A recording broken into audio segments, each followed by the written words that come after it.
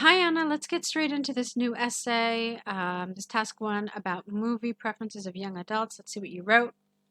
The bar chart represents the data related to the genres of films which were preferred by the representatives of different genders in the world. All right, that's good. I think you could have simplified it a little bit. You probably spent some time trying to come up with alternative words and trying to rephrase this. And I understand that. I can see that.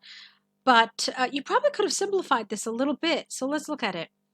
Let's see. The bar chart represents the data related to genres of films which were preferred by men and women around the world. Really, just make it easier, because you know what happens? You have a lot of these prepositional phrases. Look, to the genres of films by the representatives of different genders in the world. So all of this makes it very structurally heavy. So try to reduce a lot of these prepositional phrases and stick to words that have meaning more. These are sentences that are more effective. So wherever you can possibly get rid of some of these, it's probably in your best interest to do that, because it gets, the word I use for this is clunky. It's kind of heavy and difficult to read. So even just saying we're preferred by men and women around the world is just a lighter feeling sentence than by the representatives of different genders in the world. Okay, does that make sense? Let's keep going. Overall, it can be seen that most of, careful, it can be seen that most men preferred action movies, while women more often chose romantic films. Noticeably, comedies were popular in general and almost evenly in both genders.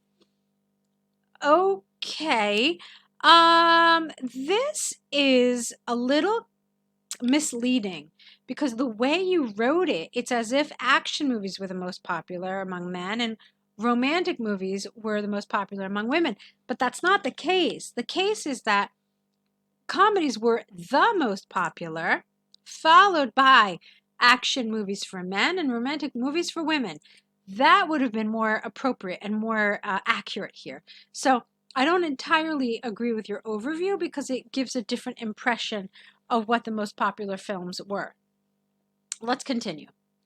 The most significant differences could be seen in the action genre and romantic movies, but with opposite trends.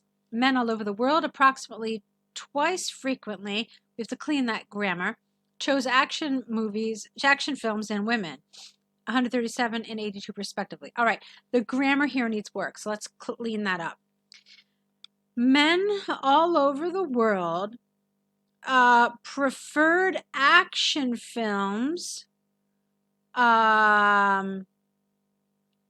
twice as much as women did, okay, at 137 and 82% respectively. That would have been okay. Or, yeah, twice as much as women did. That's really the cleanest way I can think of saying this. Or you could have said this: the figures for action movies among men were double those of action films for women at 137.82. So there are different ways to say this, and I appreciate your effort to make a kind of complex sentence here, but unfortunately the grammar was messed up here. So the opposite picture was related to romantic movies, which was 3 times more popular among women. That's not entirely true. How about this? In contrast, romantic movies were 3 times more popular among women than they were by men. 116 against 31. Okay, so that's how you have to do this. Meanwhile, the comedy genre was almost equally popular in both genders, and more than 280 people chose it. Other genres, such as animation, drama, and horror, ranged from 50 to 86, with less fluctuation among female and male audiences. Good. I'm glad that you did that. That was a smart thing to do. So you didn't get into too much detail. Um, Although it is important that you tell us the names of all the genres. So that's an important piece of information. Let me tell you why. Let me see if you've mentioned all the genres. You had romantic action comedies. Okay.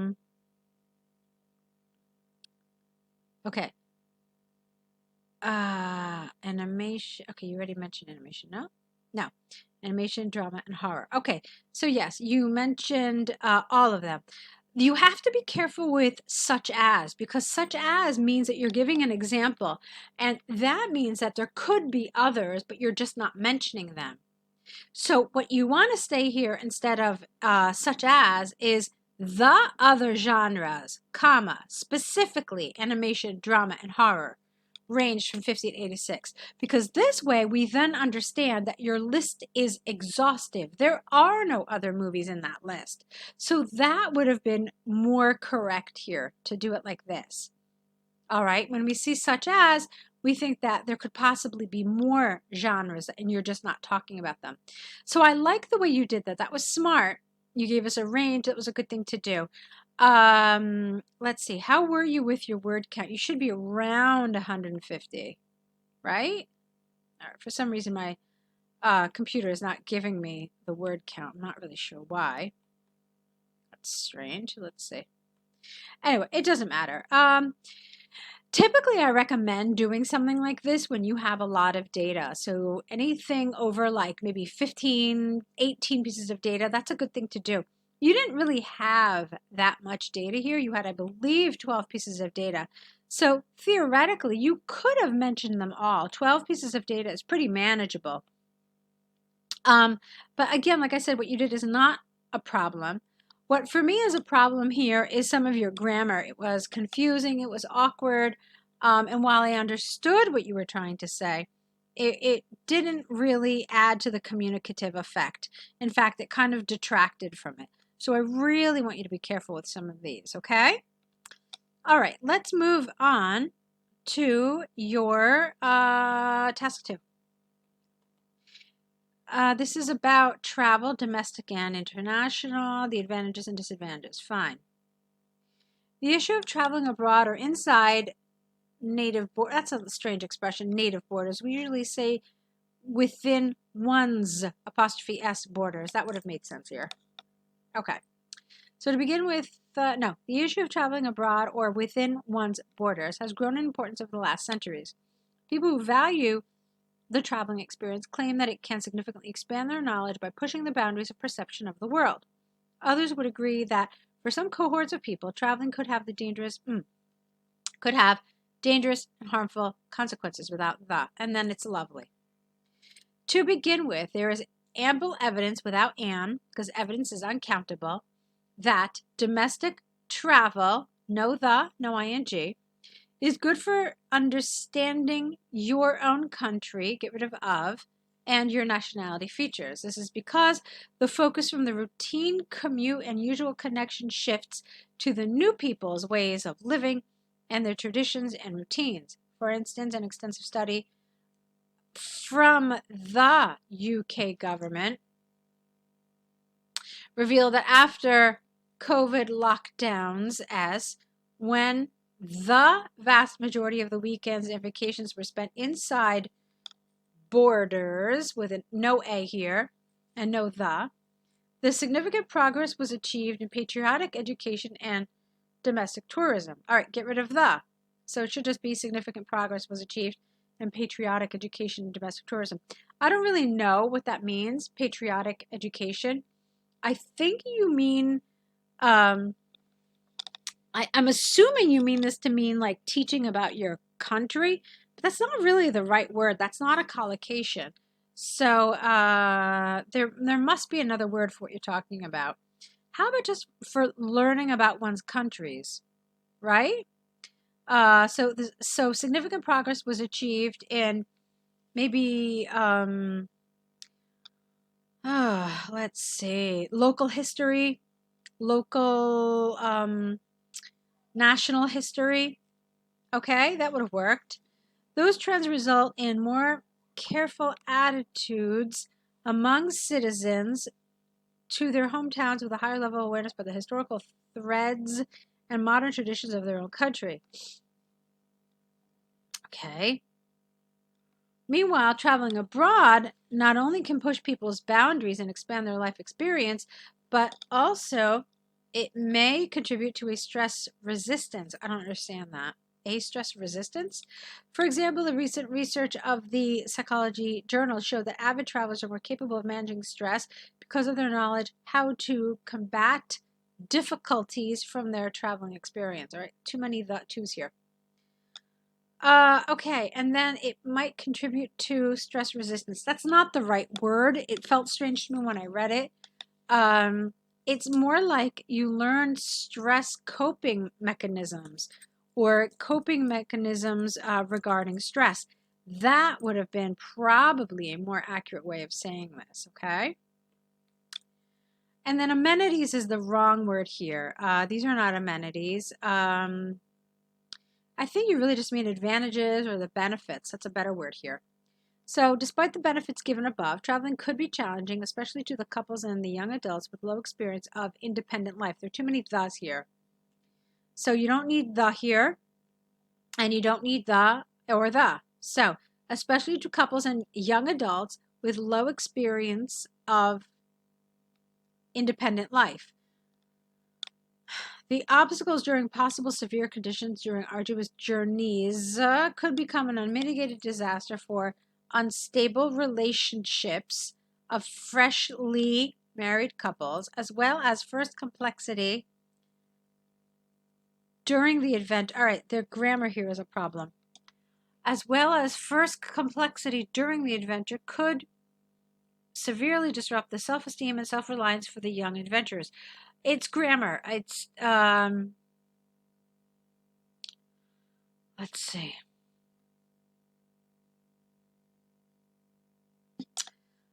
It's partially your as well as. I think I would have preferred an and, so let's try that.